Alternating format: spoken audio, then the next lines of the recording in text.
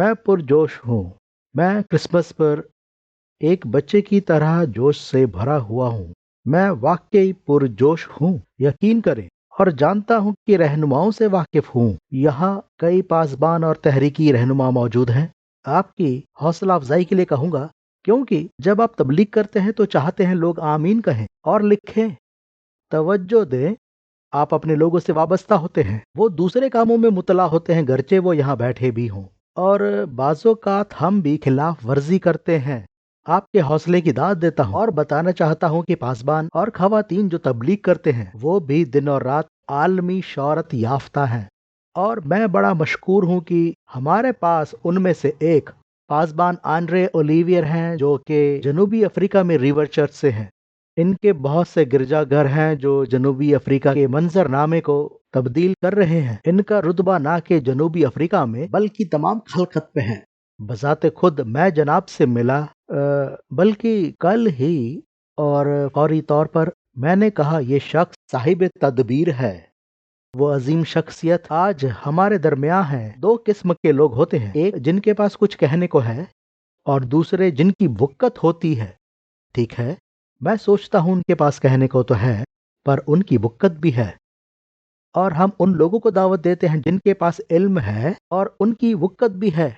और मुझे पसंद है कि खुदावंद कैसे हम एक साथ बांधते हैं। हम खुशकिस्मत हैं। और ये रिवायत है, हमारे गिरजा डॉक्टर मार्क यहाँ आगे आ जाएं। मुझे अपने गिरजा में ये करना पसंद है क्योंकि ये बेहतर है। मैंने कल रात क्या कहा था? हम खुदा को इज्जत देते हैं, लेकिन वो अपने खादमिन को इज्जत देता है, पर हम उतना नहीं करते। जी हाँ, अगर आप वाकई गैरत पर अच्छी किताब चाहते हैं तो पास्टर रसल ईवन की किताब गैरतमंदी पर है।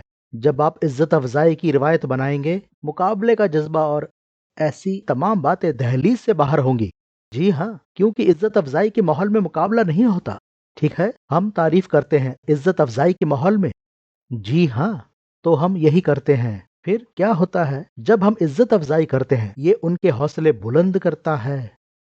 और इससे बेहतर कुछ नहीं कि लोगों को तबलीग करें और वो आपके जरिए जिंदगी हासिल करें। मैं चाहता हूँ आज सुबह आप दूध पीते बच्चे बन जाएं और जिंदगी बख्श कलाम को चूस लें। आइए खड़े हो जाएं और पादरी साहब का इस्तकबाल करें।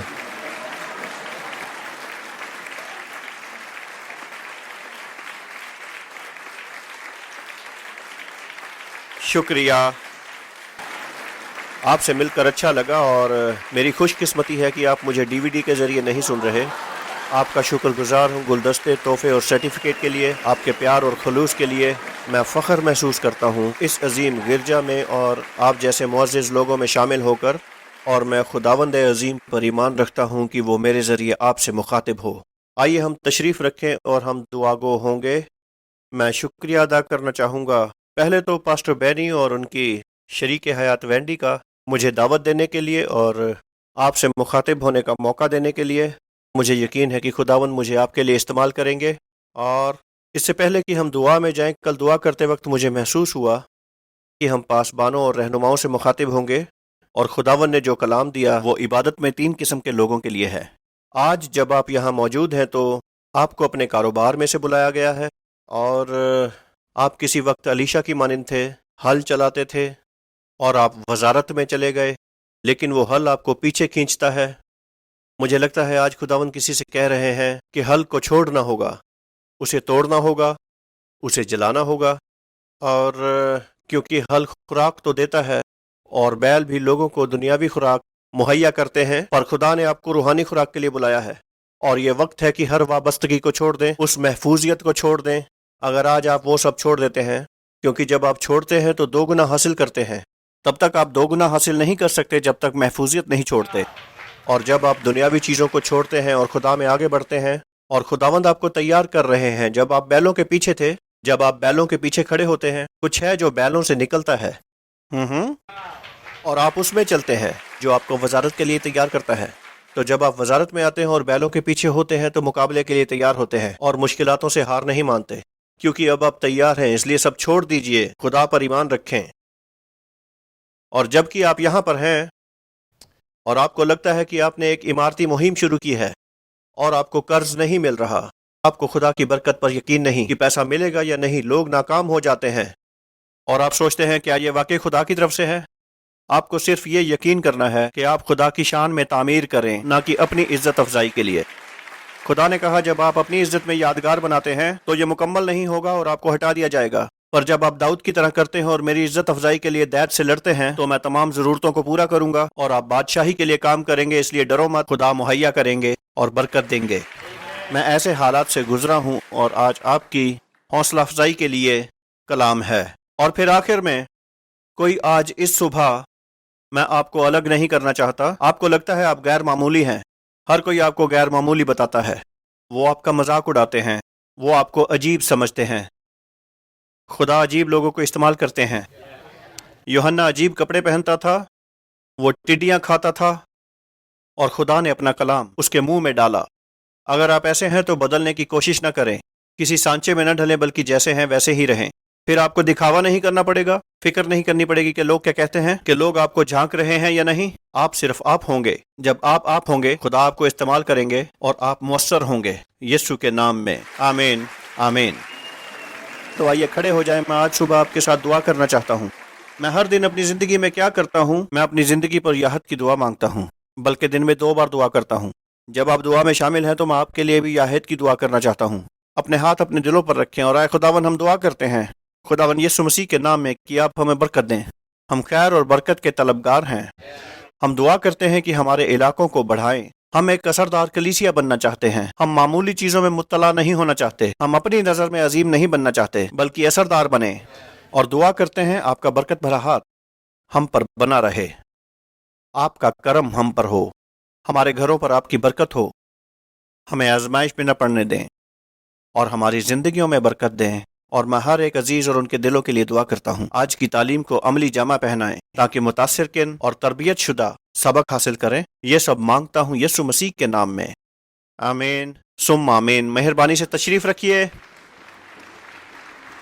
مجھے گرجا گھر سے محبت ہے اور مجھے کلیسیا کا حصہ بننا پسند ہے۔ کیا آپ کو دوسرے رہنماؤں کے ساتھ ملنے میں خلوص حاصل نہیں ہوتا؟ اور گرجا ایک حیرت انگیز جگہ ہے۔ خدا کو 3 باتیں پسند ہیں، تعارف کے طور پر 3 چیزیں پسند ہیں۔ خداوند کھوئے ہوئے لوگوں سے محبت کرتے ہیں، بیٹے سے محبت کرتے ہیں اور کلیسیا سے محبت کرتے ہیں۔ اگر آپ کو ان 3 چیزوں سے محبت نہیں تو خدا سے دور ہیں۔ اور کلیسیا حیرت انگیز ہے۔ گستاف آئیفل کو جانتے ہیں؟ جب اس نے آئیفل ٹاور بنایا 1880ویں صدی میں، جب اس نے آئیفل ٹاور بنایا اس کی تنقید کی گئی اور اس کی تعمیر کے لیے اس پر حملہ ہوا۔ پیرس کے لوگوں نے ایک عرضی ڈالی اس چیز کو تباہ کرنے کے لیے تاکہ اس کو گرا دیا جائے، پر اس نے اس کی حفاظت کی۔ معمار نے آئیفل ٹاور کو بچایا اور نتیجتاً آئیفل ٹاور آج کے دور میں مشہور ہے، اتنا مشہور کہ انہوں نے اسے ویگاس میں بنایا۔ یسوع اپنی کلیسیا میں یقین رکھتے ہیں اور آپ کو بھی یقین رکھنا ہوگا اور حفاظت کرنی ہوگی۔ اور کلیسیا ایک اعلیٰ چیز ہے۔ آپ جانتے ہیں کلیسیا ریت کے قلعے جیسی ہے، لوگوں کو یہ کمزور لگتی ہے اور گنڈے ان قلعوں پر حملہ کرتے ہیں۔ آپ جانتے ہیں اس کے اندر کیا ہے؟ زمانوں کی چٹان۔ یسوع کی قوت اس کلیسیا میں ہے۔ میں کلیسیا کو محبت کرتا ہوں، مجھے کلیسیا کے لوگوں کے ساتھ رہنا پسند ہے، پادریوں کا ساتھ پسند ہے، اور آج اس کلیسیا میں آ کر مجھے بہت اچھا لگ رہا ہے۔ میں آج صبح جو بات کرنے جا رہا ہوں ابھی اس کا عنوان بھی بتاؤں گا۔ میں اس کے بارے میں ذکر کرتے ہوئے شروع کرنا چاہتا ہوں جس کا اثر مجھ پر ہوا، جو میں پڑھ رہا تھا، اور میرے خیال میں یہ ایک بہت بڑی مثال ہوگی جو میں آج آپ سے کہنا چاہتا ہوں۔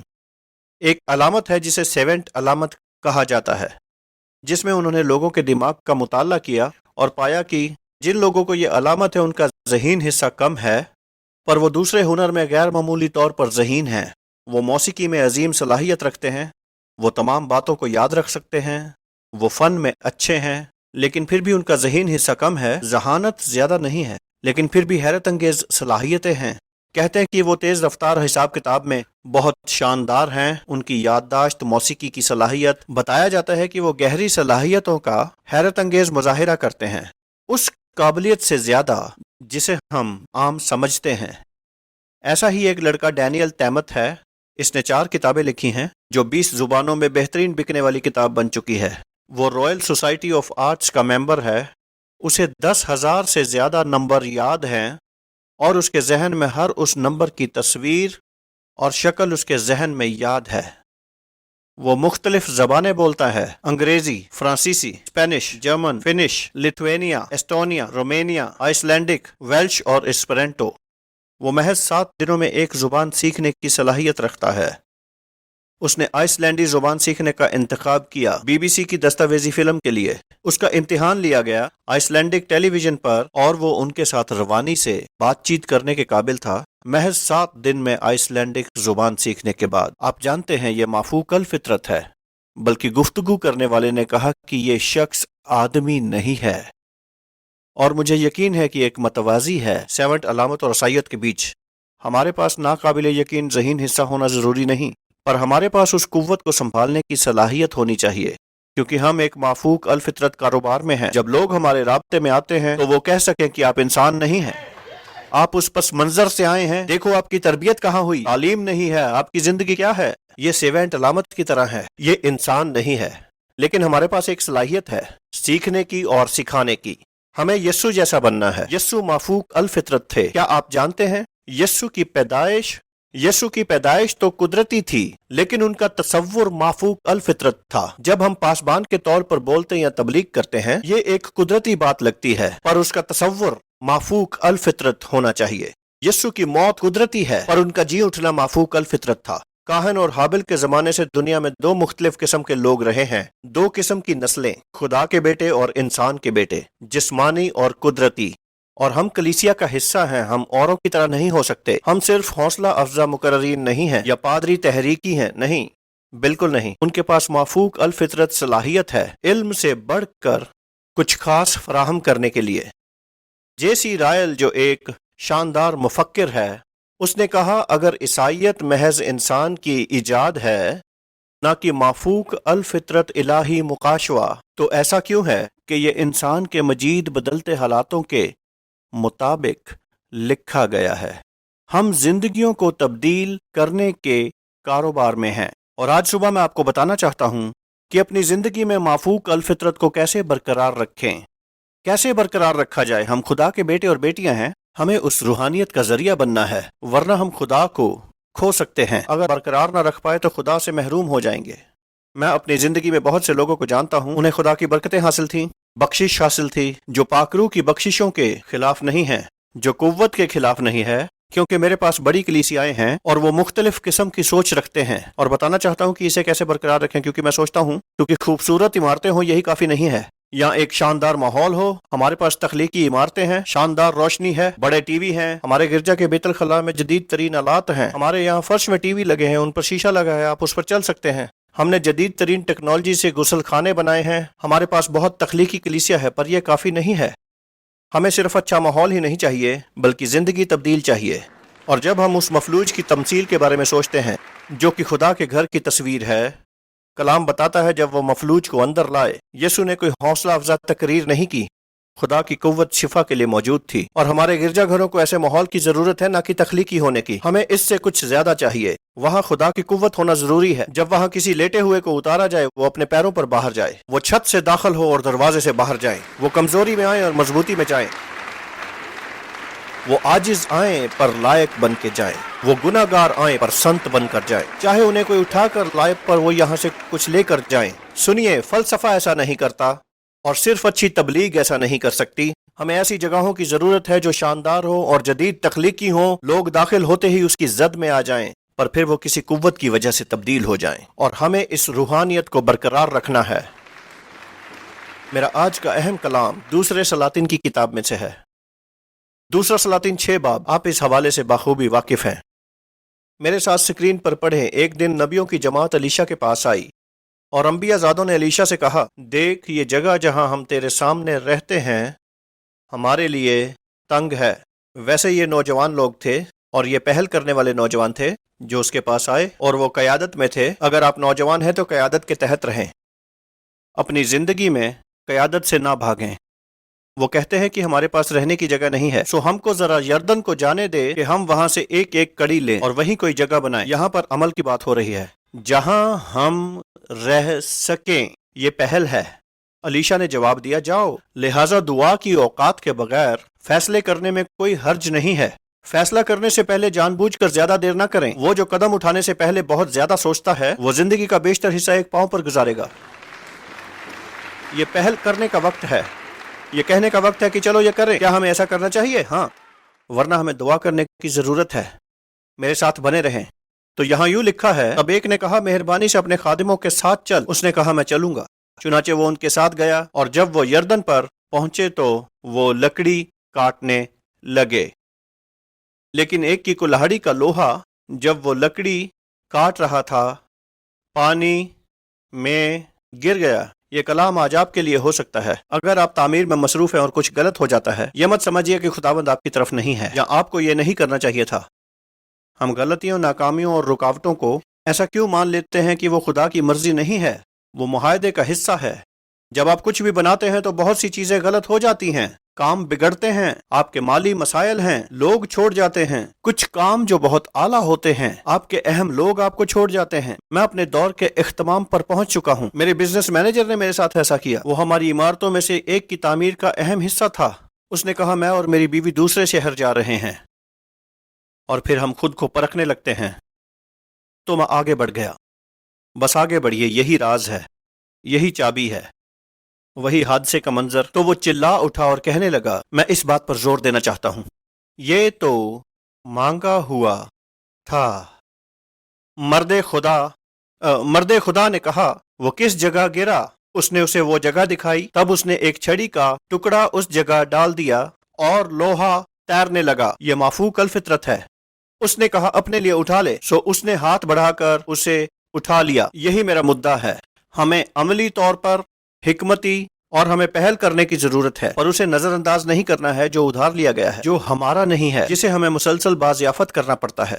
کیونکہ اگر ہمارے پاس حکمت اور عملی حکمت ہے پر خدا کی قوت نہیں ہوگی، کچھ ایسا ہے جو ہم سے تعلق نہیں رکھتا، اسے مسا کہتے ہیں، اور ہمیں اسے حاصل کرنا ہے اور برقرار رکھنا ہے، نہیں تو یہ ختم ہو جائے گا۔ آپ عملی طور پر کلیسیا چلا سکتے ہیں، حکمتی طور پر کلیسیا چلا سکتے ہیں، آپ پہل دکھا سکتے ہیں، کلیسیا کی ترقی میں شاندار ہو سکتے ہیں، لیکن کچھ ایسا ہے جو ادھار لیا گیا ہے، اگر احتیاط نہ رکھی تو زندگی سے نکال لیا جائے گا۔ ہمیں برقرار رکھنا ہوگا۔ مجھے دیے گئے وقت میں آپ کو 4 چیزیں دینا چاہتا ہوں جو برقرار رکھنے میں مدد کریں گی۔ بہت لوگوں نے یہ باتیں بتائی ہوں گی، مجھے یقین ہے کہ جو میں آپ کو بتاؤں گا آپ کی زندگی میں نئی چمک آئے گی۔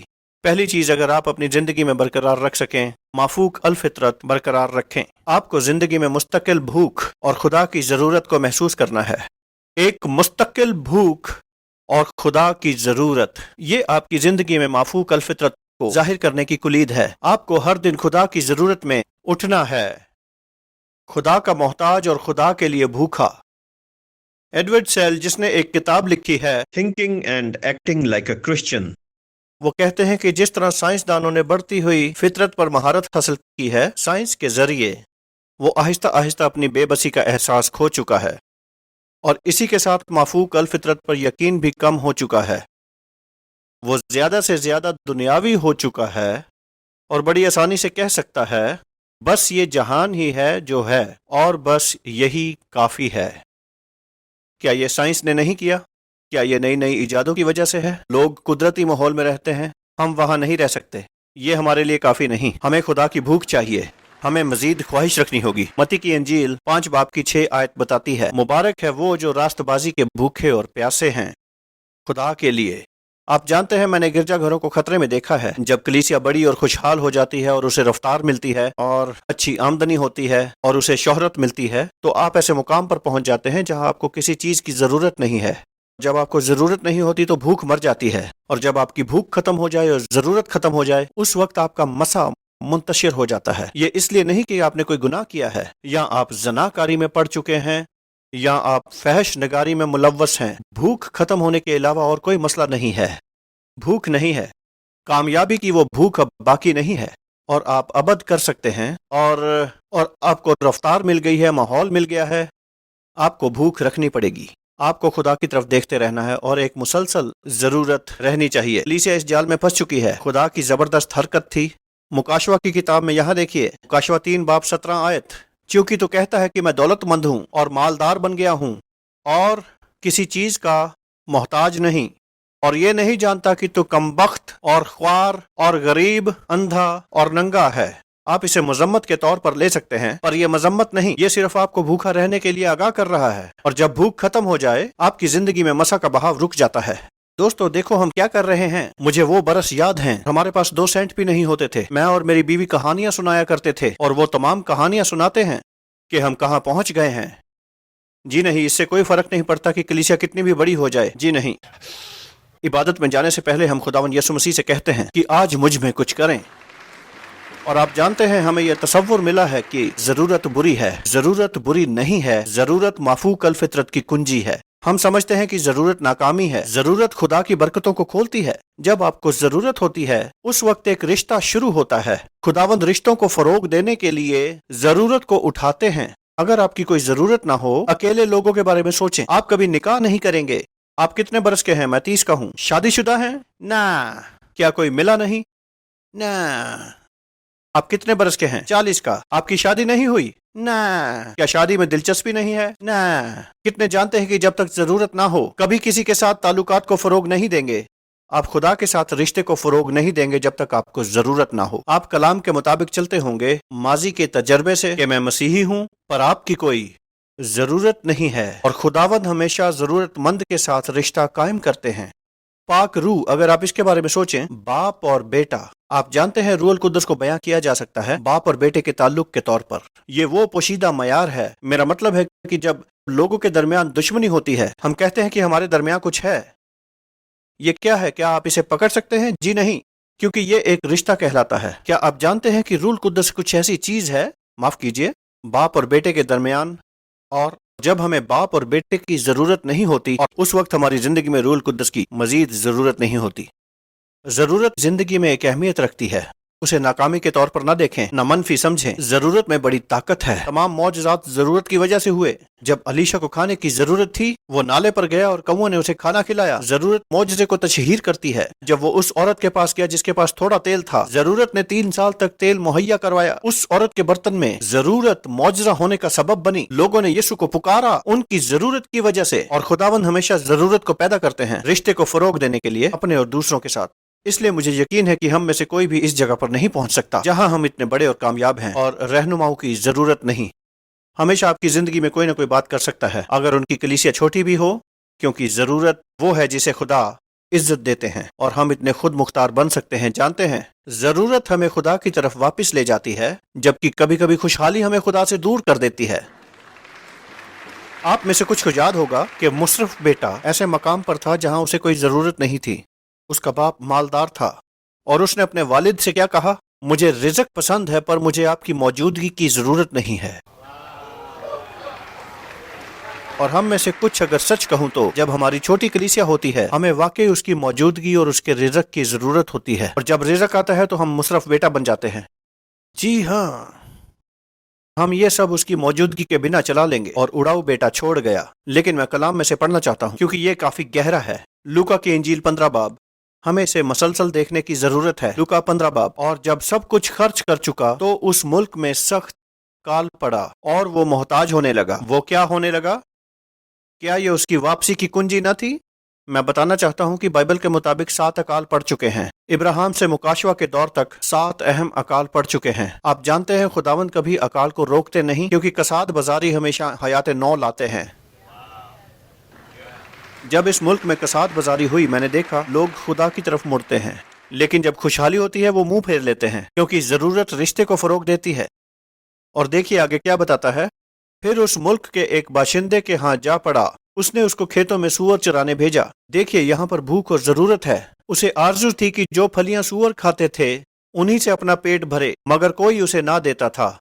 پھر اس نے ہوش میں آ کر کہا، میرے باپ کے کتنے ہی مزدوروں کو افراط سے روٹی ملتی ہے اور میں یہاں بھوکا مر رہا۔ کیا آپ 2 چیزیں دیکھ سکتے ہیں؟ بھوک اور ضرورت، وہی جو دوبارہ موجودگی لاتے ہیں۔ اور وہ اٹھتا ہے اور اپنے باپ کے پاس واپس جاتا ہے۔ آپ جانتے ہیں وہ حاضری میں بحال ہو جاتا ہے، جبکہ وہ اصل میں صرف خوشحالی چاہتا تھا۔ ضرورت اور بھوک آپ کو واپس لاتی ہے۔ کیا علیشا نے ایسا نہیں کیا؟ بھوک اور ضرورت کی وجہ سے علیشا نے ایلیا کا پیچھا کیا۔ گلگال میں رہو کیونکہ خداوند زندہ ہے۔ میں یردن میں رہنا چاہتا ہوں کیونکہ خداوند زندہ ہے۔ ایسے ہی یریحو میں مجھے خدا کے ساتھ رہنا ہے۔ آخر میں اسے 2 گنا ملتا ہے۔ اسے 2 گنا حصہ اس لیے نہیں ملا کہ اس نے خدمت کی۔ ہمیں بھوک ہونی چاہیے۔ آپ کی بھوک کا معیار کیا ہے؟ آپ کو خدا کی بھوک چاہیے، خدا کے لیے بھوک چاہیے۔ مجھے امثال 27 پسند ہے۔ آسودہ جان کو شہد کے چھتے سے بھی نفرت ہے، لیکن بھوکے کے لیے ہر ایک کڑوی چیز بھی میٹھی ہے۔ متی کی انجیل 5 باب۔ مبارک ہے وہ جو راست بازی کے بھوکے اور پیاسے ہیں، کیونکہ وہ آسودہ ہوں گے۔ बाज़ औक़ात हमें मसा नहीं मिलता क्योंकि हमारी मुनासिब भूख नहीं है। ज़बूर 63 में लिखा है, आए खुदा तू मेरा खुदा है, मैं दिल से तेरा तालिब होऊंगा। खुश्क और प्यासी जमीन में जहां पानी नहीं, मेरी जान तेरी प्यासी और मेरा जिस्म तेरा मुश्ताक है। इस तरह मैंने मकदस में तुझ पर निगाह की। जरूरत बुरी बात नहीं है, जरूरत अच्छी है। एक वाक़या है, मैं आपकी हौसला अफजाई करना चाहता हूँ। मैं बहुत से गिरजाघरों में जाता हूँ, ये उनसे अलहदा है।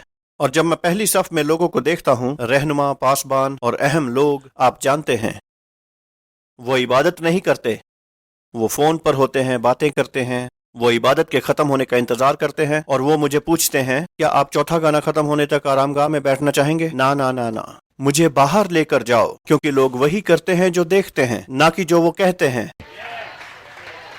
और मुझे खुदा के लिए भूखा रहना है। मैं पेशेवर तबलीगी नहीं हूँ। मैं बाहर जाकर अपना काम करना चाहता हूँ। मैं खुदा की मौजूदगी महसूस करना चाहता हूँ। मुझे खुदा की जरूरत है, जैसे कि आपको।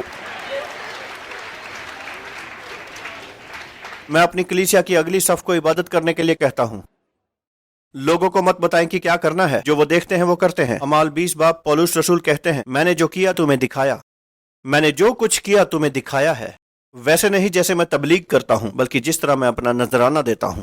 मेरे गिरजा में 5 इबादतें होती हैं, कभी कभी 7 भी। मैं अपने अमले से कहता हूँ, आप इस हफ्ते कितना हदिया देने जा रहे हैं? खुदा के सामने खाली हाथ हाजिर ना हो, ये बेइज्जती है। सुनिए, आप खुदा को कितना देने जा रहे हैं? खाली हाथ ना जाएं। मैं 50 ग्रैंड दे सकता हूं, तो आप इसे 5 ग्रैंड में तकसीम करें, जो आप हर खिदमत में देते हैं। लोगों को दिखना चाहिए कि आप क्या देते हैं, ताकि लोगों के लिए नमूना बने। आप हदिये में एक नमूना पेश करें और खिदमत गारी का नमूना पेश करें। यही आपको खुदा के लिए पेश खिदमत और भूखा रखता है। क्या मेरी बात का मतलब है? किसी की मदद हो रही है? जब आपकी जरूरतें नहीं होती, मेरे साथ बने रहें। जरूरतों के बिना दुनिया छोटी है। ख्याल रखें कि आप किसी बड़ी दुनिया को छोड़कर किसी छोटी दुनिया में जिएं। एक नौजवान की दुनिया और एक सदर की दुनिया के बारे में सोचें। अकेला नौजवान, उसे क्या चाहिए? आईफोन 5, कुछ एक दोस्त, एक बिस्तर, हर वक्त मैकडोनल्ड। सदर की दुनिया की क्या जरूरियात है? सलाहकार, इल्म, हिकमत, बसीरत, बड़ी जायदाद, बड़ा मवाजना। देखिए, मुझे बड़ी ज़रूरतों के साथ जीने में कोई एतराज़ नहीं। जब मैं बड़ी ज़रूरतों के साथ रहता हूँ तो बड़ी दुनिया में रहता हूँ, और मुझे खुदा पर मुनस्सर रहना है। मैं उस मुकाम पर पहुँचना चाहता हूँ जहाँ हमारे बैंक में बहुत पैसा हो। और जब आपके पास बहुत पैसा होगा तो मैं आपसे पूछना चाहता हूँ, क्योंकि आपका पैसे से बड़ा मकसद होना चाहिए। कोई भी गिरजा अगर यह कहे कि हमारे पास बहुत पैसा है पर हम नहीं जानते कि इसका क्या करना है, मसला है। मैं आपको बताना चाहता हूँ कि मेरी इतनी ज़रूरियात हैं कि मैं पैसे के आने का इंतज़ार कर रहा हूँ। हमें बड़ी दुनिया में रहना है, हमें खुदा के लिए भूखा रहना है, और हमें एक बड़ी भूख रखनी है। आइए यूहन्ना 6 बाब देखें। जो मेरा गोश्त खाता और मेरा खून पीता है, वो मुझ में कायम रहता है। हमेशा की जिंदगी उसकी है, और मैं उसे फिर आखिरी दिन जिंदा करूंगा। दूसरी बात जो मैं आपके साथ साझा करना चाहता हूँ, माफूक अल फितरत को बरकरार रखने के लिए हमें हर तरह की शनासाई से बचना है। मुझे यकीन है कि वाकफियत एक बहुत बड़ा जाल है। माफूक अल फितरत के लिए हम माहौल से वाकिफ हो जाते हैं, और आपने धातु की तरसील के बारे में सुना होगा। खवातीन ने ना सुना हो, लेकिन धातु बिजली चलाने के काबिल है, कुछ चीजों के जरिए सिग्नल भेजने के काबिल हैं। तांबा कांसे से ज्यादा तरसील नहीं है, इसलिए कांसा नाकाबिले यकीन हद तक महंगा है, क्योंकि ये बेहतर काम करता है। ये एक ताकत के मंबा से मुंतकिल होता है और ताकत पहुंचाने का एक जरिया बनता है। आप जानते हैं, मैं और आप दरअसल मुसलीत के जरिए हैं। लेकिन आप जानते हैं धातों में मज़हमत का सबब क्या है? कुछ मादे हैं जो धातु में हो सकते हैं, जो बहाव के खिलाफ मज़हमत का सबब बनते हैं। मैं मानता हूं कि वाकफियत हमारी जिंदगियों में कुव्वत को रोकती है, ये मज़हमत पैदा करती है। हम समझते हैं हमारी मौजूदगी काफी है। मेहरबानी, हालेलुया, खुदा की तारीफ हो, आमीन, या। आप ये सोते हुए भी कर सकते हैं, और हम खुदा की चीजों के आदी हो जाते हैं। कोई गिर रहा है, कोई गा रहा है, अब गाना आ गया, आमीन।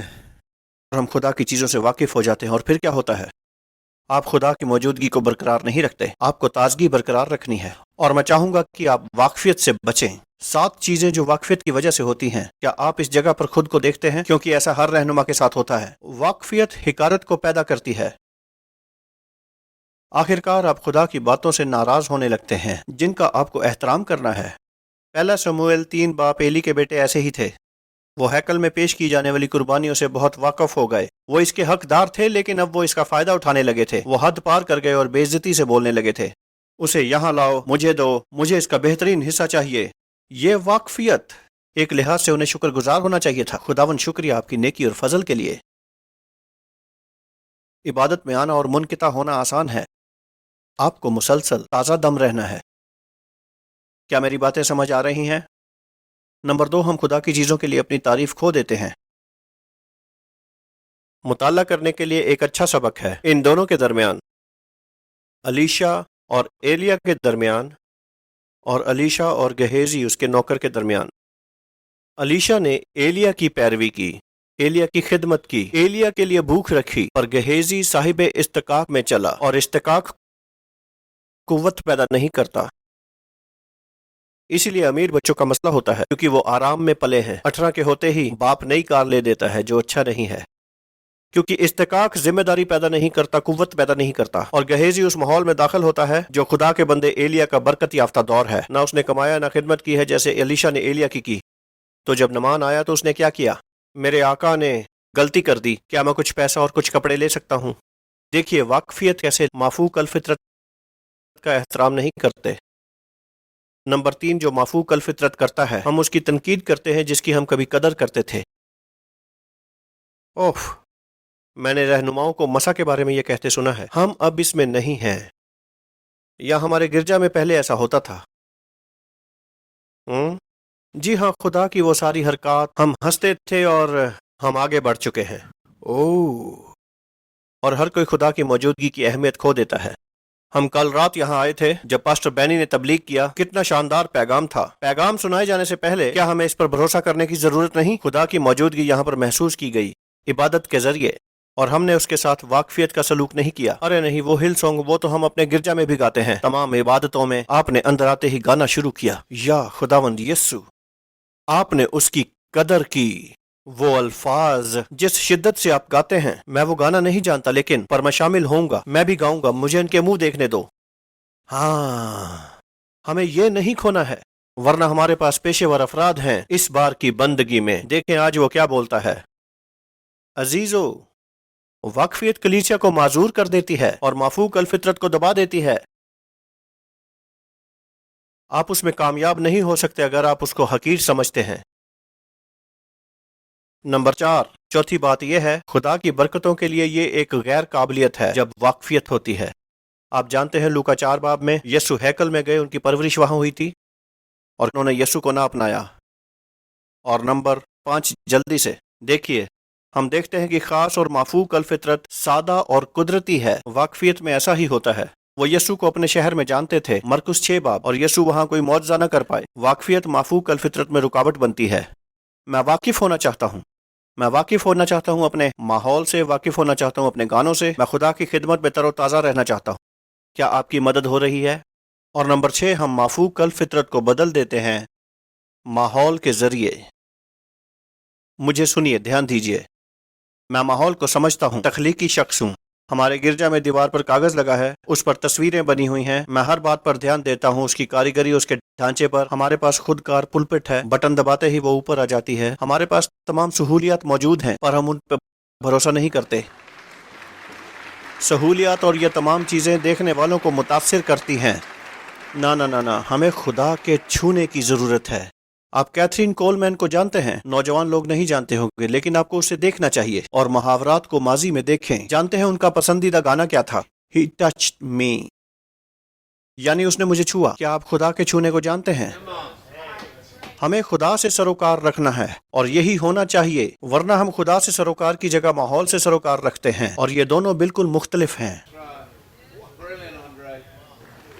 یاحت کی دعا پچھلے سال دن میں 2 بار میرے لیے ضروری رہی ہے۔ کیوں؟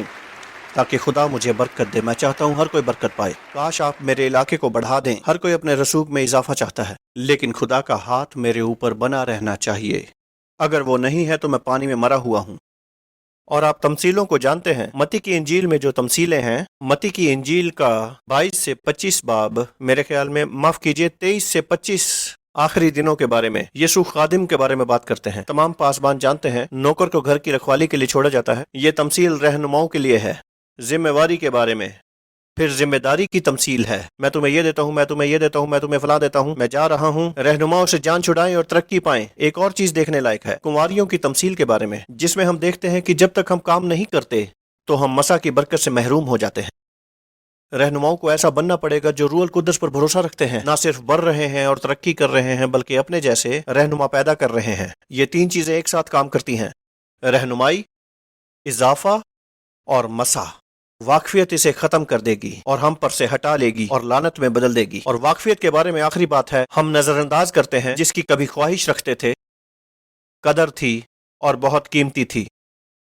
اسے نظر انداز نہ کریں جس کی کبھی تمنا رکھتے تھے، آپ قدر کرتے تھے اور قیمتی تھی۔ یوں عبادت میں نہ آئیں کہ جیسے روز مرہ کا کاروبار ہو، عبادت کے جذبے کے ساتھ آئیں۔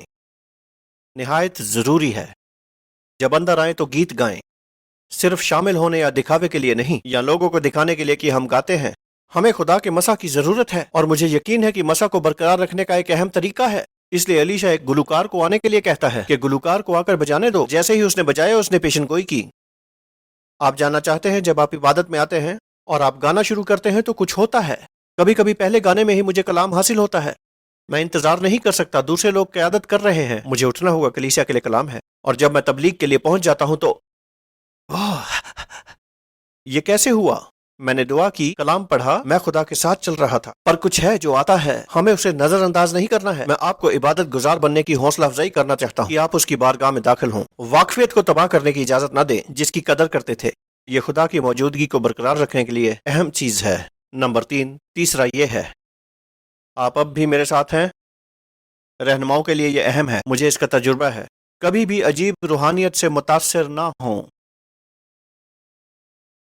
آج کل عجیب و غریب ڈھنگ کی روحانیت ہو رہی ہے جو آپ کو دور کر سکتا ہے مافوق الفطرت سے۔ عجیب چیزوں کو مافوق الفطرت کہا جاتا ہے جو عیسائی کرتے ہیں۔ میں اپنی کلیسیا کو سکھاتا ہوں، اگر آپ کام میں عجیب ہیں، بتانا مت کہ ریور کلیسیا سے ہو۔ کبھی بھی کسی کافی کی دکان میں جا کر مت کرنا۔ روح القدس کے پھل صرف گرجا گھر کے لیے نہیں ہیں جہاں ہم کھیل کھیلتے ہیں۔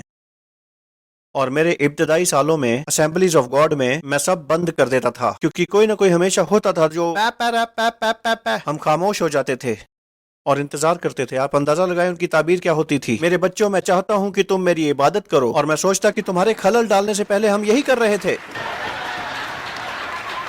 آپ میں سے کتنے جانتے ہیں کہ آپ بیکار ہو سکتے ہیں؟ ایسے پھلوں کی وجہ سے آپ آہستہ آہستہ اسے باہر دھکیل دیتے ہیں، کیونکہ آپ نے کچھ عجیب دیکھا۔ آپ سازش کو دیکھتے ہیں، جوڑ توڑ دیکھتے ہیں۔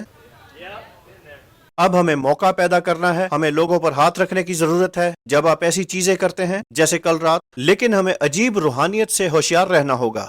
یہ آپ کو رہنما سے ہٹا سکتا ہے۔ آپ رہنما ہوا کرتے تھے کہلائیں گے۔ یہ اس مافوق الفطرت کو روک دے گا آپ کی زندگی میں۔ جینیفر اینسٹن نے کہا، کچھ مسیحی بھی یہ مانتے ہیں۔ وہ کہتی ہے، میرا کوئی مذہب نہیں، میں خدا میں ایمان رکھتی ہوں۔ نہیں جانتی وہ کیسا دکھتا ہے، پر وہ میرا خدا ہے۔ میری اپنی تشریح مافوق الفطرت کی۔ میرے خیال میں بعض اوقات ہم روح کی ساکھ کو نقصان پہنچاتے ہیں جب ہم کلیسیا میں عجیب چیزوں کو اجازت دیتے ہیں۔ ہمیں روکنا ہوگا۔ کبھی نہ بھولیں، قیادت کا تحفہ روح کے تحفوں سے بڑھ کر ہے۔ بعض اوقات لوگ پیچھے رہ کر رہنمائی کرتے ہیں، اس لیے یہ کہیں، خداوند اگر عمارتیں بنانے کا وقت نہیں ہے تو وہ آپ کو پیچھے رہ کر رہنمائی کا موقع دے، کیونکہ یہ پاک روح کے تحفوں سے بڑھ کر ہے۔ کیونکہ اگر لوگوں کو موقع دیں گے، وہ آپ کو الجھا دیں گے اور بیوقوف بنائیں گے اور آپ دیوانہ ہو جائیں گے۔ اس لیے انہیں دھکیل دیں۔ اور پیشن گوئیاں اتنی عام ہیں کہ کسی پر بھی ٹھیک بیٹھیں گی۔ عجیب روحانیت پر نگاہ رکھیں، کیونکہ یہ مافوق الفطرت کے بہاؤ کو آپ کی زندگی میں ختم کر دے گی۔ ہم دو جالوں میں پھنستے ہیں۔ اسکرین پر دیکھیں، ہم یا تو مذموم ہو جاتے ہیں یا صوفیانہ۔ مجھے یہاں صوفیانہ لفظ یاد آ گیا۔ مطلب یہ نہیں کہ اسرار نہیں ہونا چاہیے۔ مذموم کا مطلب ہے کہ ایسی کوئی چیز نہیں۔ صوفیانہ ہر چیز کے لیے کھلا ہے، پہچاننے میں کوئی سمجھداری نہیں۔ مجھے یقین ہے کہ ہمیں انتہا نہیں چاہیے، جیسے پاسٹر بینی کی کتاب بوتھ ہینڈ بتاتی ہے۔ ہمیں حکمت اور سمجھداری کی ضرورت ہے، اور ہمیں کہنا ہوگا یہ مذاق کا خیز ہے، کوڑا کرکٹ ہے، لیکن یہ وہ خدا نہیں ہے۔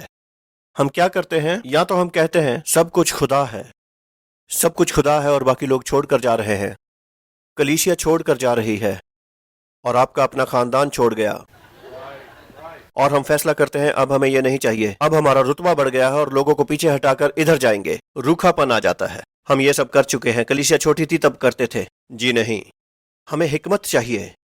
آپ سب کلام جانتے ہیں، بطور رہنما یہ ہمارے لیے بہتر ہے، کیونکہ ہم روح کے بہاؤ کو روک دبا اور بجھا سکتے ہیں۔ پہلا تھیسلونیکیوں 5:19 روح کو نہ بجھاؤ، نبوتوں کی حقارت نہ کرو، بعض اوقات ان کا مذاق اڑایا جاتا ہے۔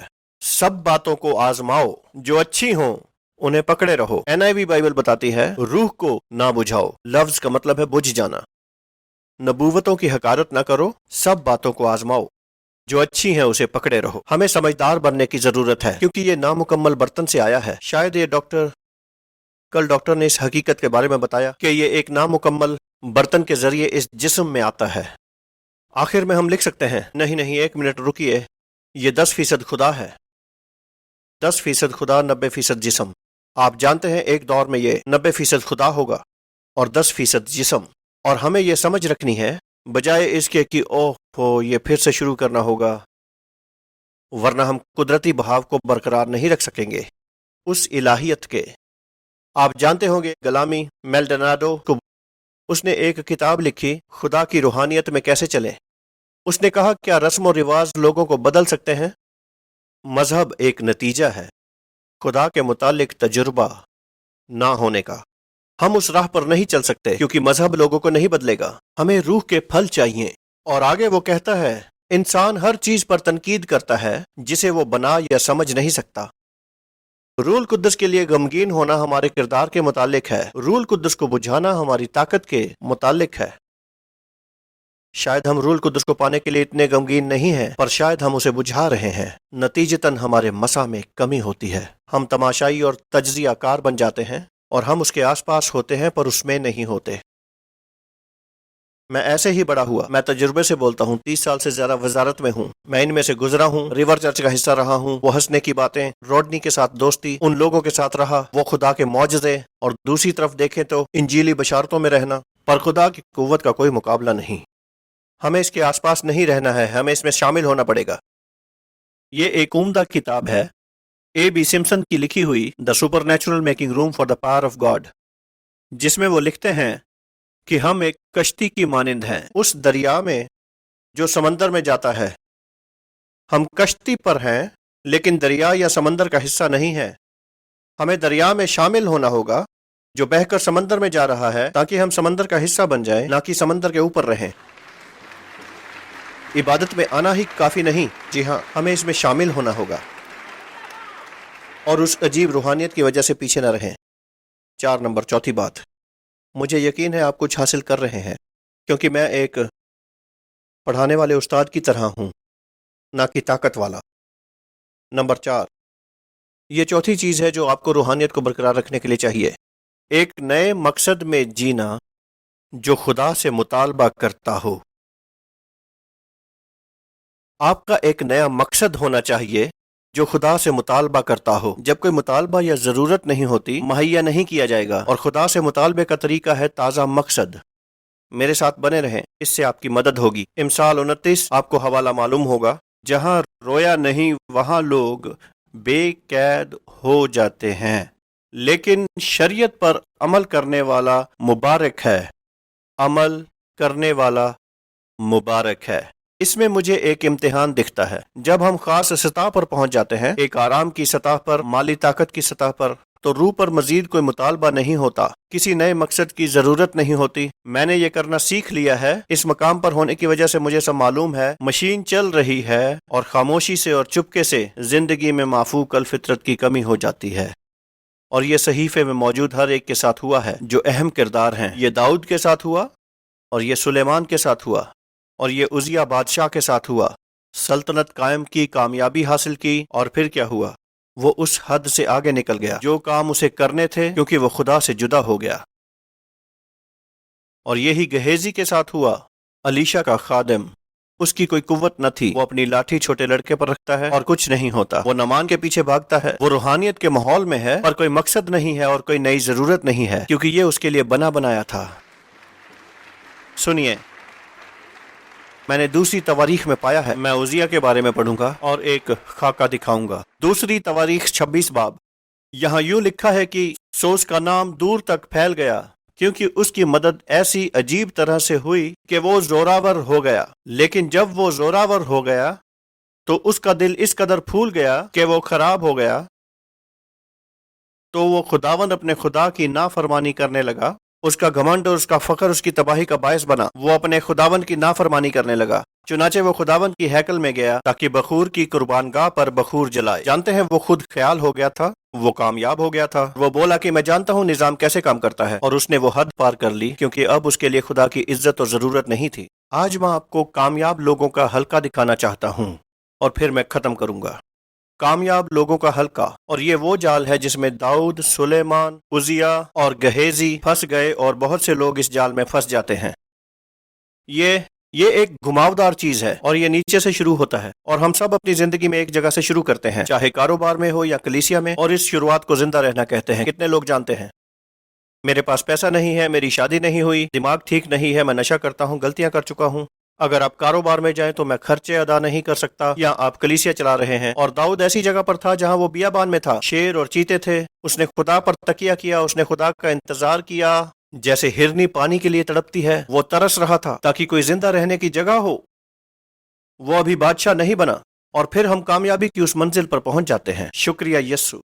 کامیابی، اور یہ سب کامیابیاں ہیں۔ کامیابی وہ ہے جب داؤد بادشاہ بن گیا ہبرون کا۔ اب وہ بیابان میں ایک لڑکا نہیں ہے۔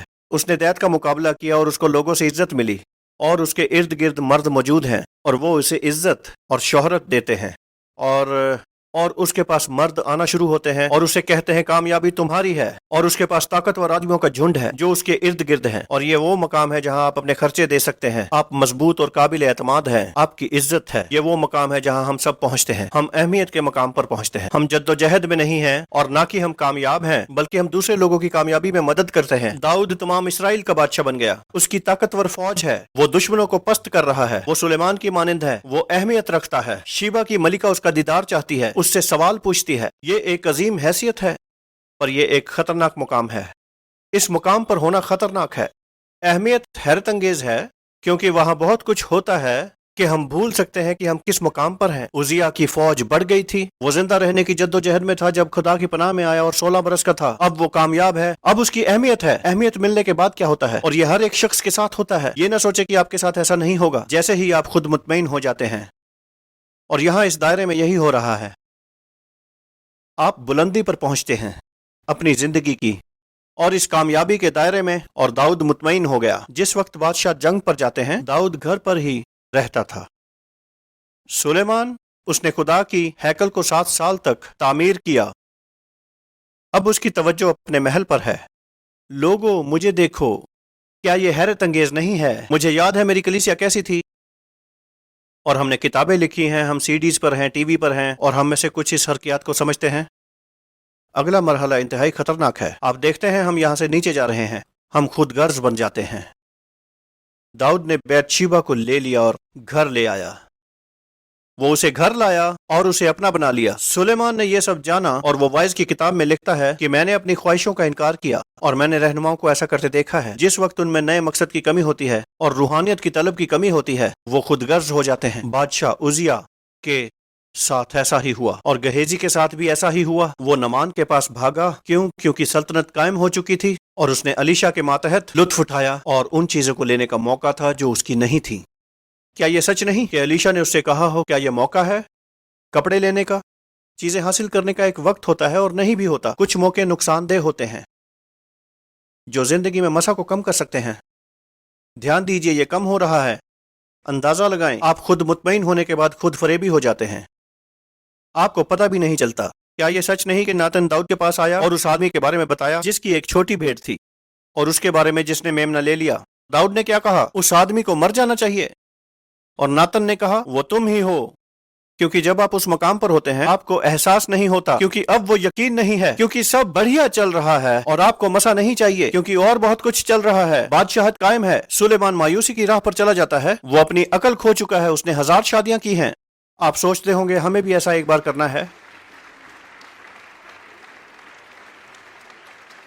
خود فریبی، پر ایک افسوسناک بات ہے۔ جانتے ہیں اگلا مرحلہ کیا ہے؟ خود کی تباہی۔ سلیمان انتہائی افسردگی کی جگہ پہنچ جاتا ہے۔ وائز کی کتاب کے لیے خدا کا شکر ادا کرتے ہیں۔ ہم دیکھ سکتے ہیں کہ خدا کی حکمت کے باوجود رہنما کا کیا حشر ہو سکتا ہے۔ داؤد بیماری میں مر گیا۔ زبور 51، میرا جسم بیماری سے بھرا ہے، اے خدا میری تجدید کر مایوسی کے اس دور میں اور خود تباہی میں۔ اور دیکھیے، جب آپ اس دائرے سے گزر جاتے ہیں اور خود تباہی کی اور جاتے ہیں تو خود کو پیچھے پاتے ہیں۔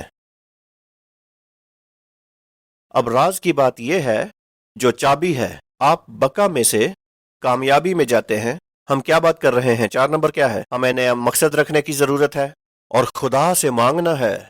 تو آپ کیا کرتے ہیں؟ آپ بکا سے کامیابی کی اور جاتے ہیں۔ جب اہمیت حاصل کرتے ہیں، آپ کو خود فیصلہ لے کر بکا کے مقام پر واپس آنا ہے، اور آپ کو کچھ نیا چاہیے۔ آپ کو زیادہ لوگ، زیادہ بستیاں چاہیے، ایمان میں قدم بڑھانا ہے، کچھ ایسا کرنا ہے جو کبھی نہیں کیا۔ تب روحانیت بحال ہوتی ہے اور آپ خود پر مشتمل ہونے کے مقام پر نہیں جائیں گے۔